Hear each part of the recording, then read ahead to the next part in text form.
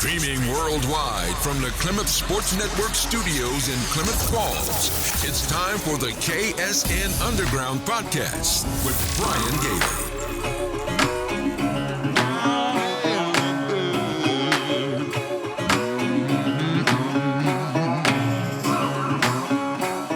Hello, sports fans. What a week has it been for sports in the Klamath Basin?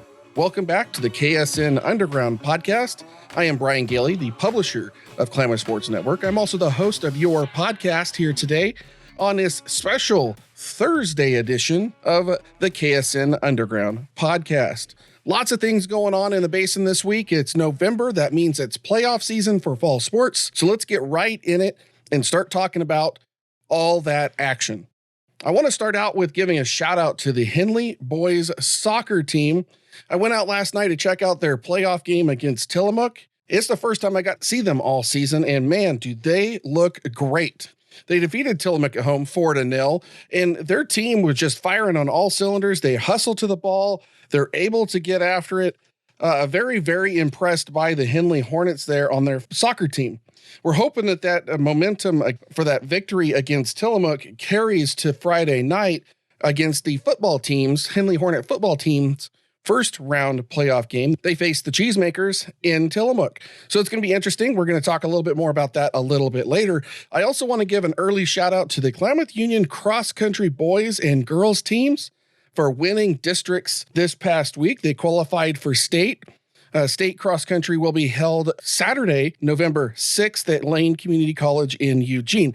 We're going to be talking more about KU and Henley in just a few minutes. In this episode, we're talking with Coach Lease in Talkin Viks. It's been a busy week at Mazama High School in their athletics department, soccer and volleyball and football. We're also going to talk with Coach about the new OSAA digital ticketing system taking effect this postseason. And we also finally get to talk about some changes coming to Viking Field. Friday's playoff game for the Vikings may just be the final time they play on grass at Viking Field. In the Gaucho Collective featured interview, we do something a little different this week as we talk with Mazama Volleyball head coach John Downey. We talk with him in Valhalla Court right after Saturday's game. This episode is brought to you by our KS Insiders. Be a part of the KSN family for just $5 a month, and you can help support sports coverage here in the Basin. Learn more about the KS Insiders by going to klamathsports.net and clicking the yellow Become a KS Insider button. Now, this show, it's all about the postseason. We're talking all 4A schools here in the Basin today. We're coming regarding postseason play. But that made me think, while setting up this podcast today, what is your favorite postseason memory? Whether it be as a player or a coach, or if you're a parent or spectator listening to the podcast. What is your most memorable, your most favorite, your most cherished postseason sports memory? Any sport, whether you played, whether it's watching kids play, it's coaching kids, there's a lot of different things in there that could apply to your favorite memory here. If you're watching somewhere where we have comments, whether it's our Facebook page or our YouTube page, you're able to put comments down. Let me know, what is your favorite memory? I'm going to dive into this just a little bit here before we get into everything else. But for me, it's an emotional, personal touch. For me, I've covered sports for a very long time. I've covered news for a very long time. So for me, it was the Mazama Vikings at state football championship last April in the spring season. There was a lot that went into this game. You know, it all started off with COVID delaying everything.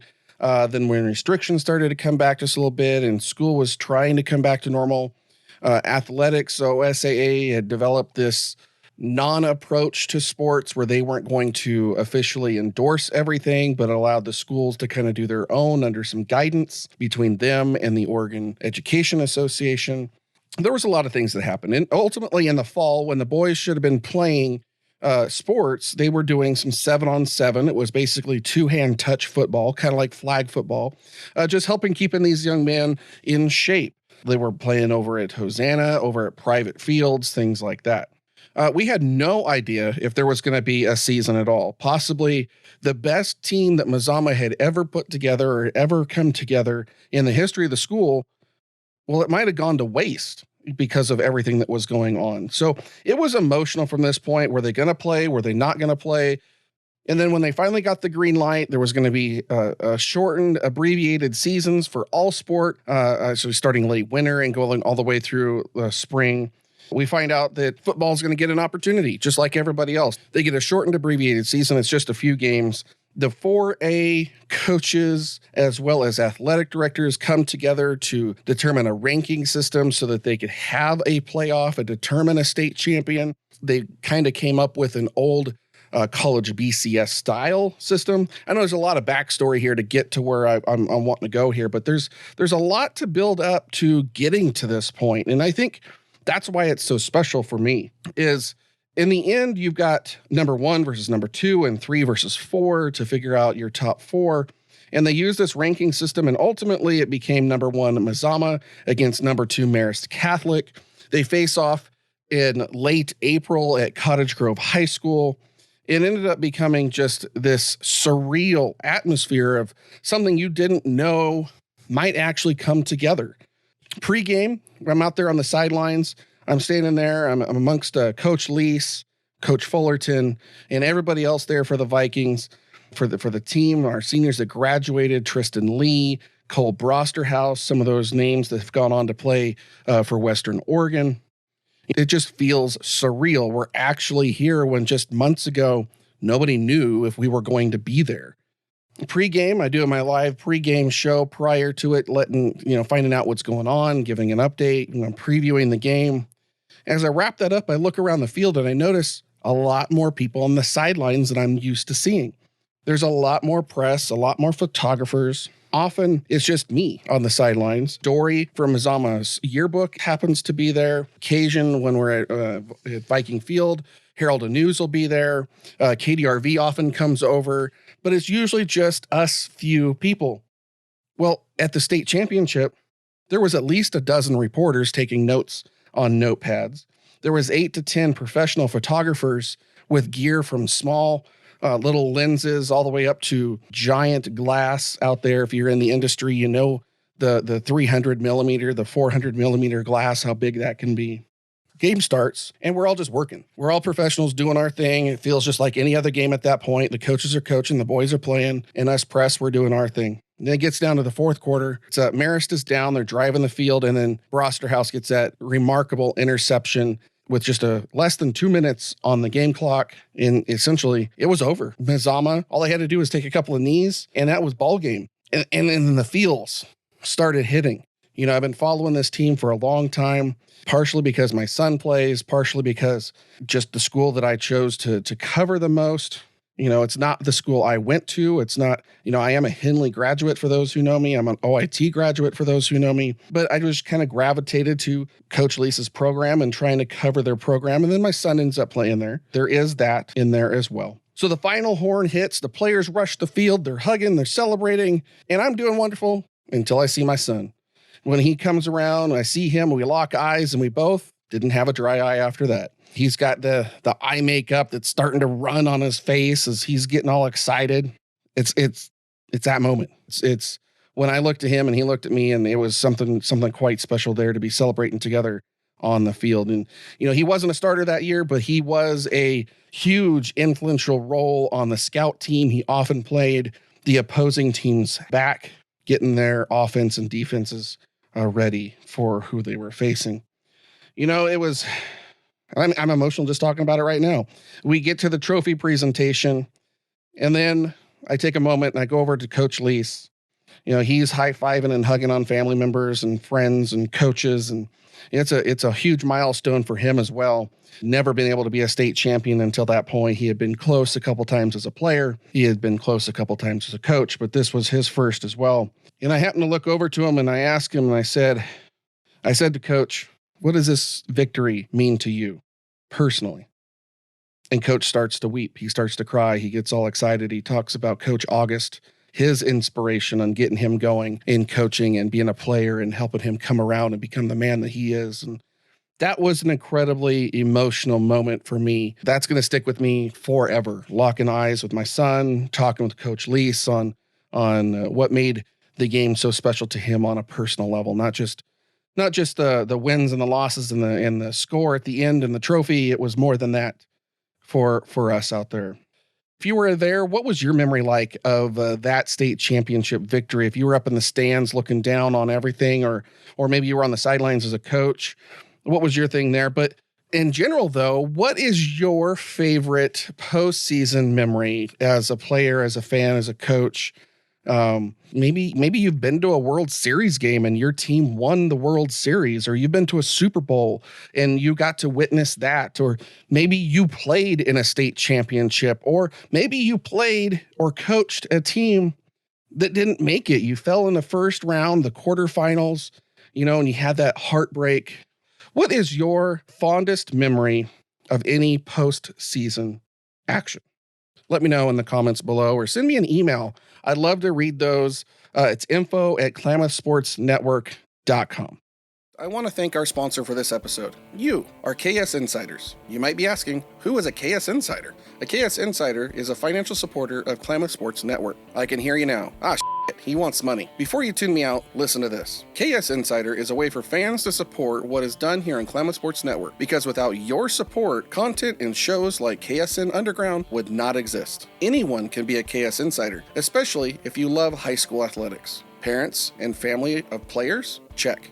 Fans of a school or program? Check. Fans of what we do here at Klamath Sports Network? Check. People with a pulse? Check. I invite you to help by pledging as little as $5 per month. Every little bit helps keep me caffeinated and fuel in the tank to cover those road games. For more information, visit klamathsports.net and click on the yellow button at the top of the page that says Become a KS Insider. Our program is managed via the Patreon platform. There is no obligation for you to sign up. You can cancel at any time. Pledges start at $5 per month. Content like this cannot be made without support from people like you. Thank you. Now, on to the show.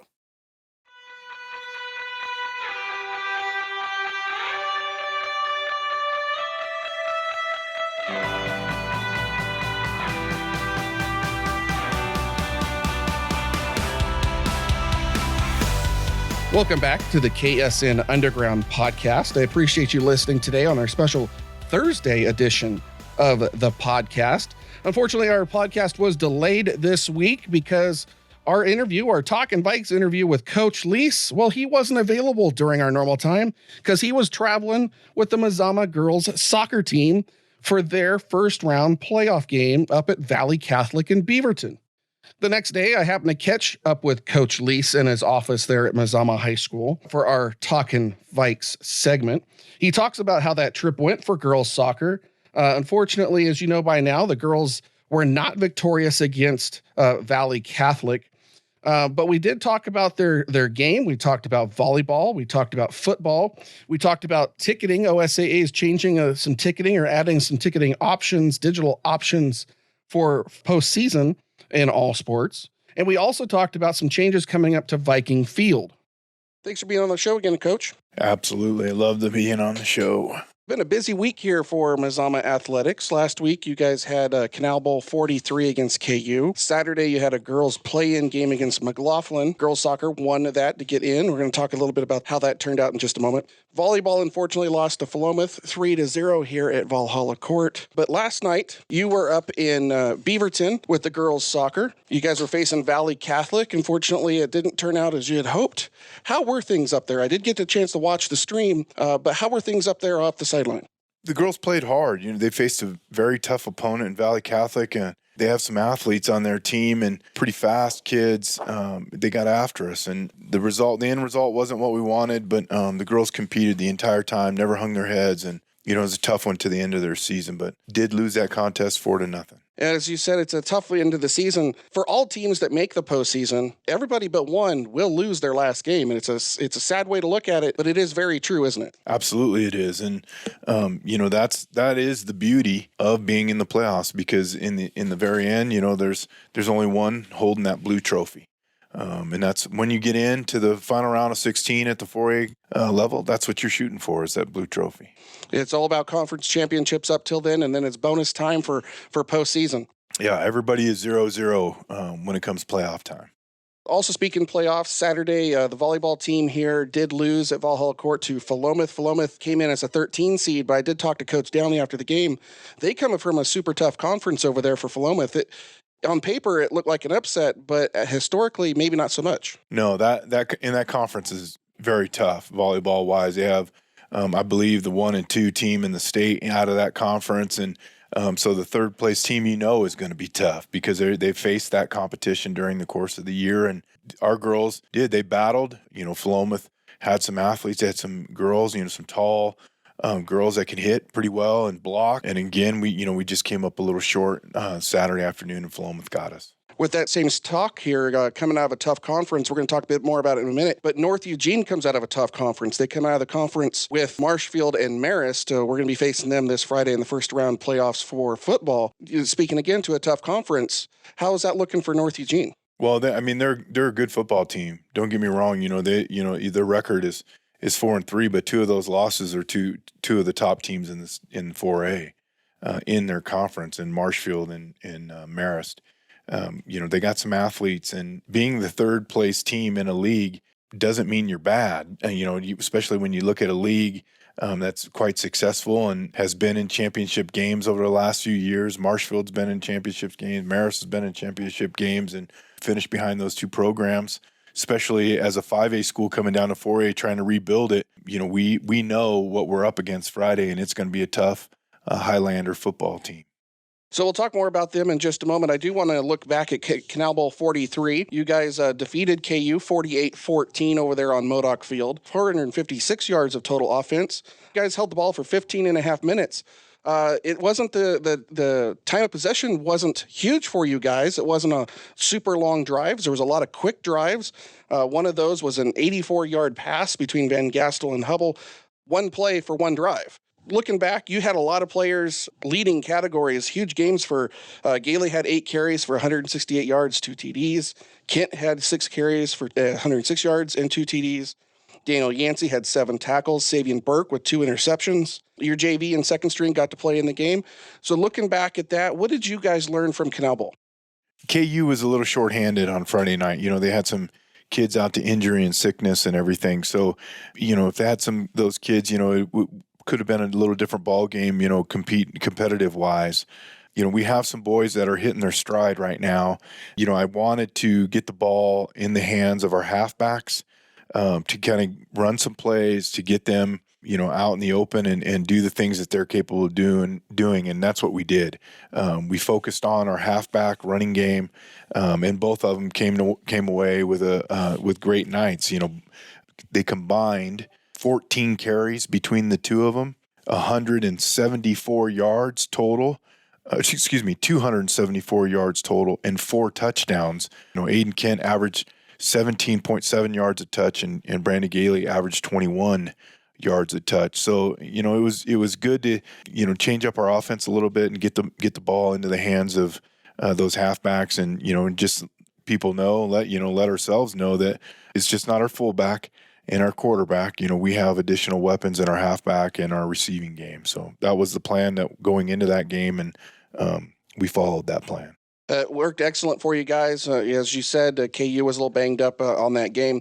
Unfortunately, that was their last game of the season. They did not qualify for the postseason, but let's look ahead to postseason. You guys are ranked 5th in the state. You are 6th in the coaches poll at 7-2 on the season. The way the bracket's set, you're going to face the 12 seed North Eugene, as we mentioned. They're 4-3 out of their conference. Points allowed, they've allowed 162 or scored 162 points and allowed 194. And as we mentioned also, they come out of that Midwestern League with Marist and Marshfield. What is your scouting report on North Eugene? What can we expect? You mentioned that they're a former 5A school now at the 4A level. How's that going to play out for them? And you need to know those numbers are a little misleading because they only actually played 6 football games. And because in there, they got a forfeit from Elmira. They didn't play in those games. So they actually only played 6 games. So giving up points and scoring points when you're only playing 6 contests and not a 9-game full slate, those points can be misleading. So They're a 5A school that has been allowed to play down at the 4A level, and what that means is they got some athletes there, and they have some kids. If you look at the roster, pretty good size, and they have some talent. We know that quarterback-wise, their kid is Devin Anderson, 6-foot kid, 150 pounds. He's pretty athletic, and he throws a decent ball, and he runs well. Run a little zone read, and when he gets the edge, he's very effective. Michael Warren. He's a smaller running back, but he's kind of stocky. He's physical. He also plays middle linebacker for him. So that tells me he's a tough kid playing both ways. And he runs the ball well. He'll also catch the football out of the backfield. So we got to know where he's at all times. So we're prepared to defend him. They got a couple of receivers, but really between the legs of the quarterback and the legs of the halfback, they want to run the football. They will throw the football, and they threw it quite a bit against Cottage Grove. Cottage Grove is not a very good football team, and they didn't cover very well. We anticipate them trying to throw the football on us. We are prepared for that. They have some decent-sized kids up front. They're not significantly huge by any stretch that we've seen. They do have a kid that weighs about 290 pounds and another one that's about 255. But they got another kid that's only about 190 pounds and another one that's only about 210. So I think we match up very, very well up front with our defensive line. And the battle of the trenches we've controlled, especially through our league contests. And I think we'll continue to do that Friday night. At least that is our game plan, to do that. Defensively, they have some kids that like I said, the Michael Warren kid, he's a pretty good linebacker. He flies around. And their other inside linebacker is Joe Gary. Nose tackle is about 220 pounds. The rest of their kids up front are less than 200 pounds. So what that tells me is they're kind of athletic up there. And so we're going to have to pay attention to what they're doing. They're going to slant, pinch, blitz, those types of things. And they've shown those tendencies in other contests. Coach, that's a lot of stuff going on this week. But it does sound similar to what you faced already this season. Yeah, it is very similar, and we continue to work on ourselves and get better at what we are doing, and that's from here on out we're going to see a lot of the same. And what I mean by that is very similar offenses, very similar defenses. They're going to try to attack us differently. The focus for us right now is us, getting better at what we do and challenging ourselves. The opponents are going to be there, and they're going to get better week by week by week. We know this, but our plan is to definitely get better ourselves week by week by week. So, that's our goal. We talked about that on Monday. I wasn't here yesterday at practice. I understand Coach Mills and Coach Fullerton ran practice for us, and it was a very good practice. My understanding is one of the better practices of the year, and it's probably because I wasn't here yelling at everybody. So that's good to know. So tonight we're going to get after it, practice, and get prepared for the Highlanders. Sounds awesome. It's going to be this weekend or this Friday night here at Viking Field against North Eugene. Coach, what is you alluded to a lot of different things. It's a lot of the same, but what is it going to take? We're in the season of one and done. You win or you go home. What's it going to take to be 1-0 this week and continue in this postseason playoff? Well, we have to play consistently. That's been, early on we didn't do that. We came out flat in the first half and we finished in the second half. We played one good quarter in the first half and a bad quarter. Over the last 5 weeks in league play, I believe we've come out and we have played consistently from snap to whistle.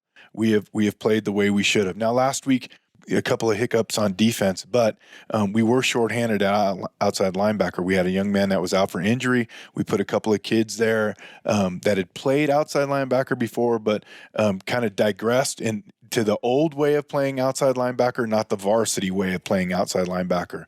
And we got gashed a little bit on their zone read. So we get that young man back tonight that was out. So he will be starting on Friday for our game, and we're looking forward to having him back in the lineup. We also didn't have our nose tackle, and he sprained his ankle up a little bit in the first quarter when we pulled him because I didn't want him to make it worse. We knew we had playoffs in the future. We had other guys that could play, and a beautiful thing about that is we found a kid that could actually back him up on the defensive line, and he's back. So our defense will be 100% full bore, ready to go, and I look forward to seeing a traditional Fullerton Viking defense out there flying around taking care of business. It's always nice to know you got some depth in the depth chart, but it's kind of a sad way to learn it through an injury, right? Right. And the playoffs is not the time to do that. We need to be I made that comment on Monday to our coaches. We need to have our twos ready to go in every position. Somebody, gets dinged up or whatever the case may be. We need to not miss a beat, put a kid in and ready to go. And those kids have been getting coached up the last couple of days. They'll continue to be coached up the next couple of days, getting reps with those ones. So if we have to make a replacement, if we had to make a change on the fly, we can do that. Sounds great, Coach. One last thing I want to ask you about, it's more of an AD type question than it is a coach question, is OSAA has gone to a digital ticketing system this year in the postseason. How is that going to play out here Friday night? So I got to tell you, and this is totally on me. When we hosted that volleyball game, I got an email from the OSAA saying, haven't yet set up your digital ticketing and everything else. And I'm going, what the heck? And so, of course, I go back and read my emails. I call the OSAA. And so we got it all figured out and dialed in. So the OSAA is basically, what they have done is they have said, we are going to a digital ticketing option for all OSAA playoff contests. So because it's an option, we have to set that up. So now we have it set up. Now, we will still continue to offer cash purchase of tickets at our home events. So at the volleyball contest, I think we had like 50 digital tickets, and I think we sold a little over 50 cash tickets. So we were able to do that. Football, Friday night, we're going to do the exact same thing. As long as when we host a contest, you will have an option to pay cash for a ticket. And unless the OSA says, nope, everything's digital. But until then, we will give both options. Now, when we are away, that may not be the case. Last night at Valley Catholic, they presented the same option, digital ticketing and cash. My wife, Mrs. Coach Lease, and my in-laws, they did digital ticketing. My daughter came up from college, and they did digital ticketing. It was pretty smooth transaction, and so with no issues whatsoever. There were some other ones that paid cash at the gate and came in. We will give those two same options on Friday night. But after that, our fans need to know that they need to be prepared to go to a digital ticket. And they got it set up on the OSA website. You can go to the digital ticketing at the top of it, click on it, click on the event, purchase your tickets online. They send you an email with a scan code, and then they just scan it. We set up an iPad, pretty slick. They did the same thing. They set up an iPad up there, and it's right on your phone. Your ticket's right there. And you could buy multiples, so they can scan it multiple times. And then once it's scanned so many times, like if I bought 4 tickets, I got them all. I just have them come through, and it's a done deal. It's pretty smooth. Yeah, I'd have to say I checked it out this week as well to get prepared in case there was questions and things like that. We did that for our family for this Friday's game as well. Bought an adult ticket and a youth ticket just to see how that process works, and it's pretty slick. There's even an app for the whole thing too. So right, it's my understanding that your guys' media badges are also going to go to that too. I would assume so. Yeah, that there'd be a QR code on there at some point. I have what's called an OSAA Gold card. And it's on my phone, and it also is in their process. So if you have a gold card, it has a code on it right there. They scan that code, and it allow you in there. And so by having a gold card, if you're a coach and a member of the Coaches Association. So their advancements in ticket sales and not dealing with cash and everything else due to COVID and all that stuff has been pretty rapid over the last year. General season gate receipts go back to the district office, and they're held for 2 years. Then we see those, they come back into our general fund in our building account. Okay. So we don't see those dollars. If we have a great football season and a great basketball season and those gate receipts, we don't see those. They go to the district office, they're held for a year, and then they come back that following year. And that's to make sure that there's no budget shortfalls and anything else like that with the school districts. A lot of school districts do it that way to bring that revenue in, and they hold it and to the following year, and then they factor it into their budgets. When it comes to playoffs, we don't get any of that money. That money all goes directly to the OSAA, and then they pay for any game support, ticket takers, things of that nature. There's a whole list of items that you can basically charge the OSAA for to recoup some of that money to cover the game support cost. But the actual gate receipts go to the OSAA. A lot of people don't know this, but that's how they survive. The playoff gate receipts, that revenue is what keeps OSAA afloat. Of course, with their sponsorship and everything else like that, those funds, keep them alive so they can pay for venues, reimburse school for travel, all of that stuff. But that's what those gate receipts go for. Awesome. That's good to know. I wasn't even aware of that information. So thank you, Coach. Yeah. So we're going to wrap it up here today. I know you got a busy day. You got in late last night from Beaverton. Oh, yeah. So I'm not going to take too much of your time here this afternoon. So I thank you for all your time here today. Is there anything else that you'd like to add?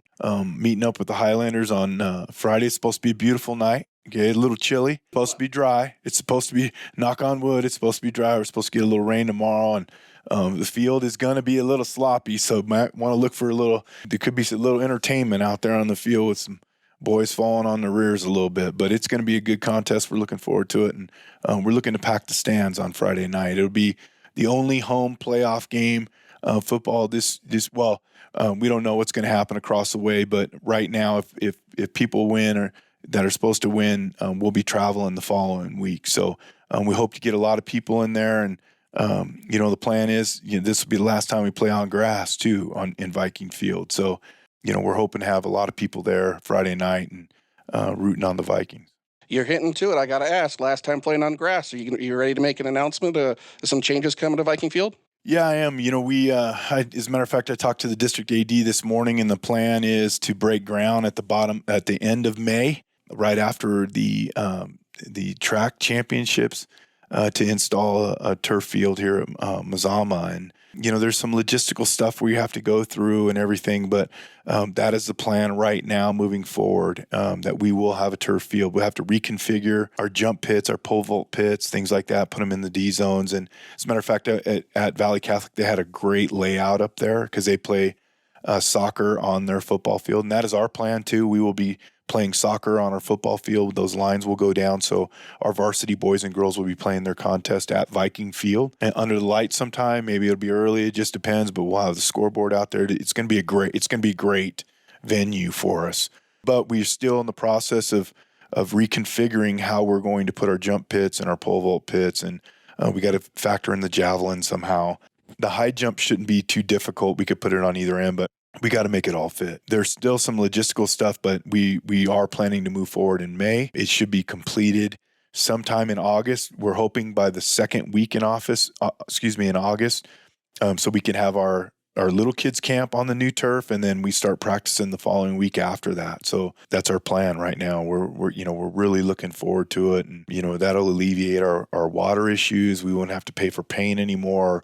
All the custodial hours that are on it for mowing it and the maintenance and upkeep on it, we're just really looking forward to it. It's something that should have happened here at Viking Field years ago, and it just didn't. And now it's getting done, and we're just all excited about it. Chiloquin, their field is going to be done either this week or next week. The final approval will be on that shortly, and we were actually hoping to get on it to practice on it if we continue to, win and have success, but we're still waiting for the word from the district office.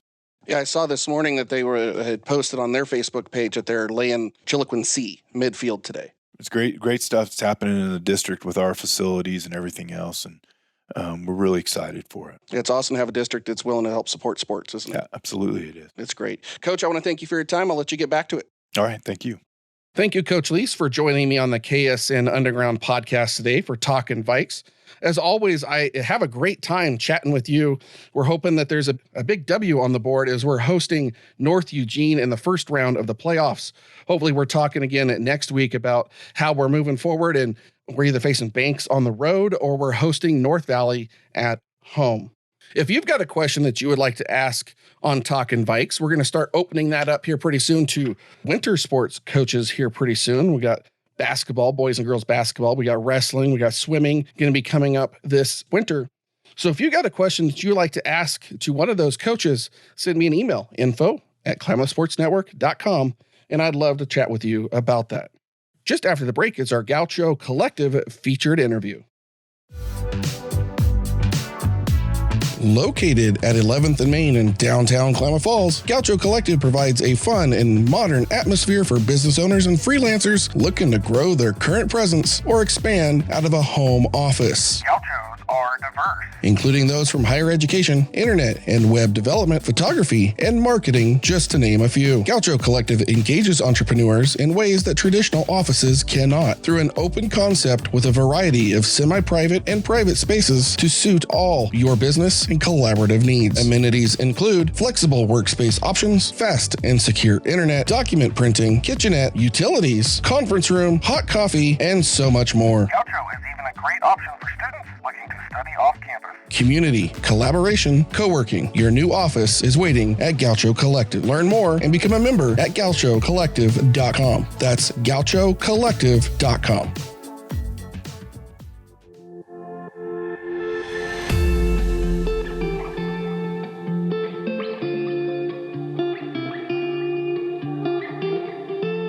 Welcome back to the KSN Underground Podcast. It's our Gaucho Collective featured interview. This week, we are doing things a little bit different. Normally, we have some student athletes come in and have an opportunity to chat about what they're doing in a high school, what their plans are for post-high school, things like that. But this week, we're a little bit different. I actually had a chance to talk with Coach John Downey. He's the volleyball head coach from Mazama High School. I had a chance to talk with him after the game on Saturday, for which they came up a little bit short. They lost to Philomath 3-0. The first set was very close, ended up being a 27-25 victory for Philomath. But anyway, I had an opportunity to talk with Coach. We were in the gym. Herald and News was over there right next to me. We were talking with Coach. Here's that interview there in the gym. You know, it was a good season. I didn't want him to, to be sad about how the season turned out, win or lose.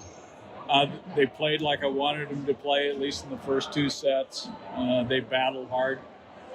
As I told them, Philomath comes out of that Oregon West, and so they have in their league, they play number 1, number 2, and number 7 in their league, and so they have that high-level competition every week, and that makes a big difference. And I also told them, I can't coach height. So, we were outsized, which I knew that we had an undersized roster compared to a lot of the teams that are coming into the tournament. But that's the way it is. You have to play with, the talent that you have. And we just put too many balls close to the net. And when you have those big blockers, that's always a problem. Coach, what did you say to your girls there after the game? They're obviously very emotional. It's not the way you had hoped the season to end. What did you tell them over there? I told them that, I wouldn't trade this season for anything, win or lose. They've been fantastic all year. They had a great season for the seniors. I told them, remember 4 years ago when we were 2-17 and how far we've come. I said, so, don't hang your heads. You've had a fantastic season. And it's one of those things, you can't win every match. You did have a fantastic season. This is only your second loss on the entire season. That's right. Pretty remarkable for where you, like you just said, for where you came from. So. Right. Yeah, and they're all great kids. They all want to win, and they're all disappointed that they didn't win. But that team was really good, and they attack every single ball. And so if you don't get, one or two free balls to run your offense, they take you out of what you want to do, which is something that we wanted to do to them, but they just did a better job of it. But they're a good team. I'm not surprised of the outcome because I know how good they were. Farthest Mazama's ever come along is the first round of the tournament. You guys Skyline champions. Yeah. Certainly no need to hang your heads low on this one. No. I think these girls did a great job. I'm sorry to see the 5 seniors go, but we also have 7 kids that are going to be back next year, and hopefully they'll pick up where we left off. I guess the question is, are you coming back next year? I think I'm in what capacity, I don't know. My sell-by date is pretty much passed. So I'll see how the off season goes. I'm not going to make any decisions. I sound like an NFL coach, but it's one of those things where I anticipate coming back. But the administration of a high school volleyball program is pretty labor intensive. I'd like to get somebody to come in and take over the administrative part of it and be the head coach, and I'll be an assistant coach. And I'd be happy to come in as an unpaid volunteer and just coach. So we'll see. We'll see how it works out. I'm definitely, in one capacity or another, I'll be back next year. I might just be sweeping floors and setting up nets, but I'll do something. I don't see them making you sweep floors. But. We'll see. We'll see. I actually do a pretty good job of it. So. You kind of already answered it a little bit. I guess, the 7 that you guys are bringing back. I guess everyone coming up from JV too. There's some talented kids. The JV team went undefeated this year, so they have some talent. So it's not like we're going to start all over again. And we'll see what the other classes bring. In this day and age, it's really hard to tell who's going to be back because we have, kids that transfer. Some people are military kids, and sometimes they end up transferring because of the military. So we'll see who walks through the door, next August. I think if things stay the way they are and we don't get a lot of changes, it'll still be a competitive team. Whether it'll be as good as this year's team, we'll see. Thank you, Coach Downey, for taking a few minutes to chat with us following the game there for our Gaucho Collective featured interview. Coach Downey is a pretty stoic guy. He's pretty even-keeled. I don't think I've ever seen the guy upset. I don't think I've ever seen the guy crack a smile. He's very stoic and very nice guy. I appreciate him talking to us here after the game. And again, I apologize for that audio quality. We were recording in the gym. A lot of kids present, a lot of families present. So it was a little noisy in there, and they were cleaning up after the game. If you've got a suggestion of who you would like us to see interview here on the KSN Underground podcast for our Gaucho Collective featured interview, send me an email at info@klamathsportsnetwork.com. I'd love to see who you guys would like to hear from on the show. Stay tuned. We have a lot more to come. We're going to chat about the OSAA 4A postseason right here on the KSN Underground podcast. Need some extra spending money? Want to be active and stay connected to the games you love? Become an athletic official. It's easy. Visit www.newofficials.org. With the recent decline of a number of officials, we need you now. It is your opportunity to give back to the Oregon high school sports community. Be part of the OSAA's statewide sportsmanship initiative. Don't delay. Become an official today. www.newofficials.org.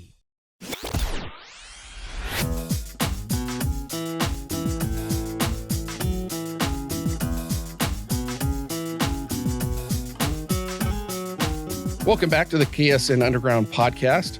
It is November. We alluded to that in the opening of the show. That means it's postseason for fall sports, girls soccer, boys soccer, volleyball, cross country, and of course, the gridiron itself, football.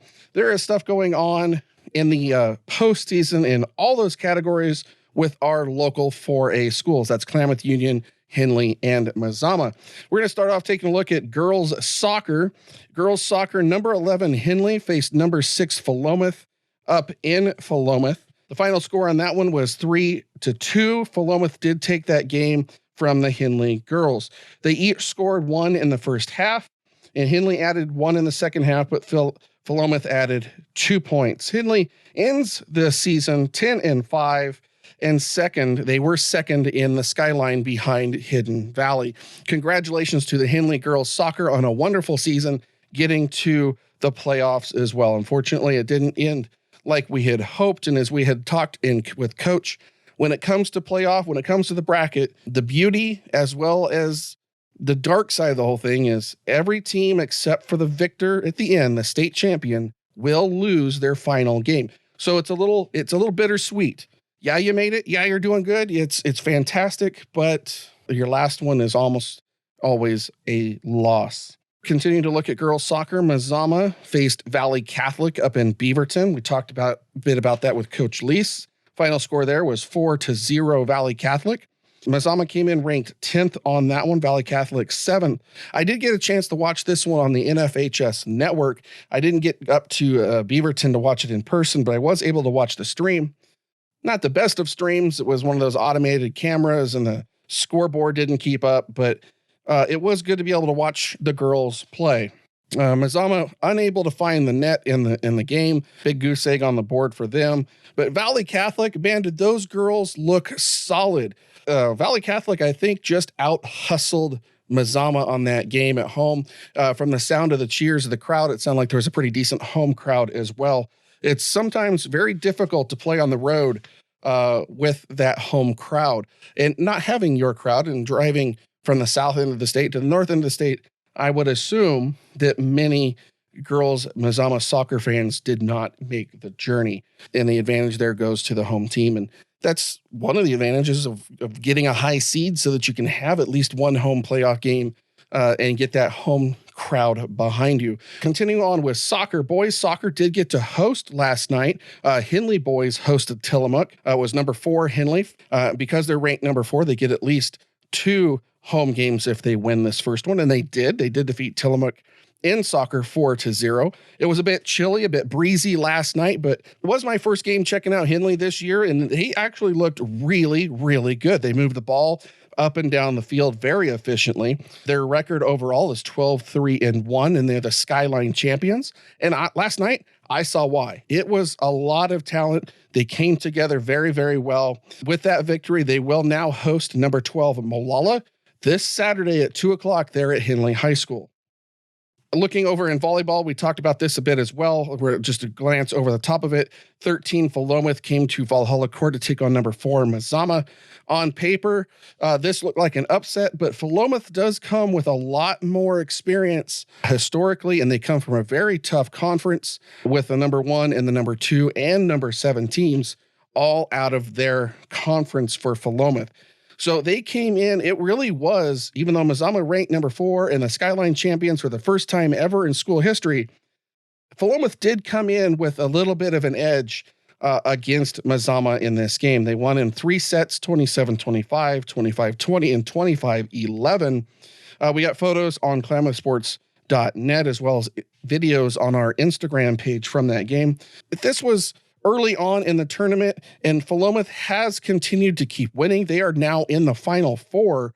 We're going to talk about their Final Four in volleyball in a moment, but that wasn't the only volleyball game that weekend. Henley was also in playing Valley Catholic.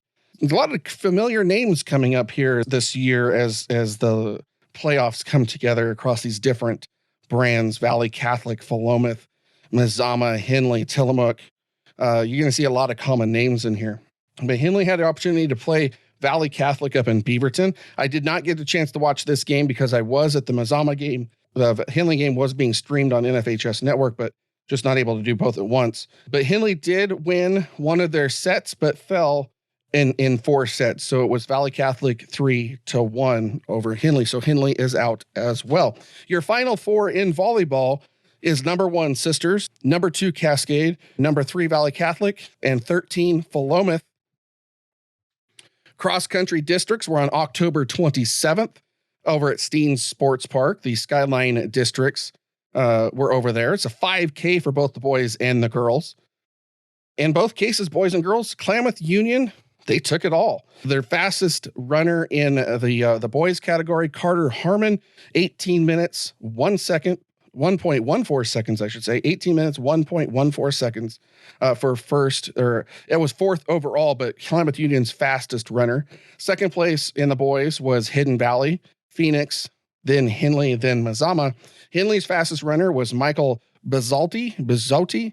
Sorry if I'm pronouncing that wrong. He ran 19 minutes, 17.9 seconds. And Mazama's fastest runner was in 9th place overall, Bryce Worrell, 19 minutes, 5 seconds, 5.81 seconds. So 19 minutes, 5.81 seconds for Bryce. On the girls' side of things, KU girls, they won that meet as well. Aubrey Cernick, 21 minutes, 8.03 seconds was the fastest runner for KU. Then Phoenix, Hidden Valley, and Henley. Henley's fastest runner was in 8th place as Melody Martino, 23 minutes and 28.2 seconds. No girls team for Mazama. With that victory, the KU boys and girls cross-country teams do qualify for the state championships. That'll be held this Saturday as well. It's a busy Saturday in the OSAA with football and soccer and volleyball and cross country all happening at once there with the state championships.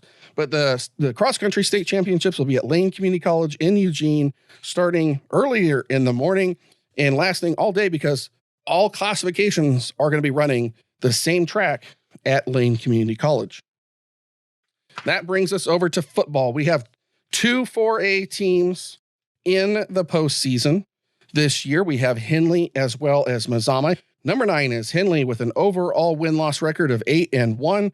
Number 5 is Mazama, 7-2 on the season. We're going to start with Henley's matchup. They are going to be traveling up to number 8, Tillamook. They are 6-4 on the season. The win-loss record a little bit different, but when you look at these two teams as to who they played and how they played, and Tillamook may have had a little bit more of a tougher season here when you look at the schedules. The game's going to be this Saturday, 1 o'clock in Tillamook. And in my mind, this one is too close to call. Henley's only real test of a top 10 team was Mazama, which they did lose. Tillamook has played 4 top 10 teams and lost to all 4 of them: Marist, Cascade, Marshfield, and Bakes. So Henley is definitely going to be ready, as well as Tillamook. Tillamook does not want to go down early, as nobody wants to lose in the tournament in the postseason. So they're both going to be ready to go. It's an artificial turf at Tillamook, so if the weather's questionable, the field should be good. Our friend Josh Eldridge is going to have the stream on my Basin on their YouTube page. He's also going to have it on the radio as well. So if you're a Henley Hornet fan and you're not able to make it to the coast, you can catch the game live through my Basin. That brings us to Mazama's game against North Eugene. We've talked with this about Coach Lease and what it's going to take to win. And in his mind, to win this Friday night, they got to execute for all 4 quarters. They got to come out and play and not stop, not have a dead quarter, not have a bad quarter, bad half. That may cost them an entire game if they just have 12 minutes where they can't seem to get it together. Now, this is a 5-12 matchup. Mazama 5th, North Eugene is 12th.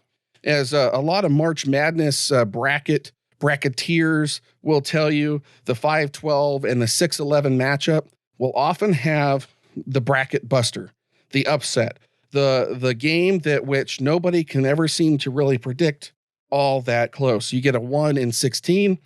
It's pretty solid that the 1 is going to get that. You get those close ones like Henley Tillamook, a 9-8. It's too close to call. And these ones can totally bust up your bracket at a 5-12. What's it going to take to make sure that Mazama moves on? It's going to take hustling for all 4 quarters. They can expect North Eugene to be very similar to who they faced in the past. They try to be a run-first offense to develop the pass. Mazama, they're going to be focusing on themselves this week. They're going to look to make themselves better. But the number one thing I believe, as the outside guy looking in, the number one thing I believe is not to underestimate the power of North Eugene. We talked about it with Coach Lease. They come out of a very difficult conference. From Marshfield and Marist are both in North Eugene's conference. So they are third to 2 of the top schools in the Oregon 4A. Just by playing them every year, that's going to make North Eugene a better team. They're also a 5A school playing at the 4A level. So that's also going to be an advantage to North Eugene. They got a larger population of students to choose from. So do not, if you're a Vikings fan, if you're a Vikings player, do not underestimate North Eugene. This isn't going to be an easy game. I don't expect this to be a blowout game. I expect this one to be very close. It's going to be one in the trenches. It's going to be who wants it more. Is it going to be their faster athletes on the line, or is it going to be our bigger athletes controlling the line? The game will be streamed on NFHS. That's the NFHS network through Table Rock Sports. I believe it might be broadcast live on the radio as well. I will be there with our KSN game of the week. We'll be live at 6 p.m. there before the game, and I'll be on the sidelines providing updates as well. If you've made it this far, thank you so very much. This has been a very in-depth episode on postseason here in the Basin. We've at least got a few teams still remaining in it. We're going to find out here tomorrow. Who is going to move on? Is it going to be North Eugene or Mazama? And Saturday, is it going to be Henley or Tillamook? Let me know in the comments below who you got this weekend. Is it Henley boys soccer? Is it Mazama Vikings? Is it the Henley Hornets football team? Let me know who you got. Who is your favorite you're rooting for this weekend? Info at ClamathSportsNetwork.com if you like to converse with me there. I think, once again, thank you all for listening on to the show today. Talkin Vikes, our featured interview, Talkin Postseason, all that fun jazz. If you are just catching this through a YouTube share or a Facebook share, thank you very much. Please give us a like and a follow there as well. You can also listen on your favorite podcast apps on Spotify, Apple, Google Podcast, iHeartRadio, and so many more. I appreciate your likes, your comments, and your subscriptions to our social media channels. Again, the email, if you want to reach out, info at ClamathSportsNetwork.com. I thank you for tuning in and listening to the show today. On behalf of Coach Lease, Coach John Downey, I am Brian Gailey. We will see you at the game.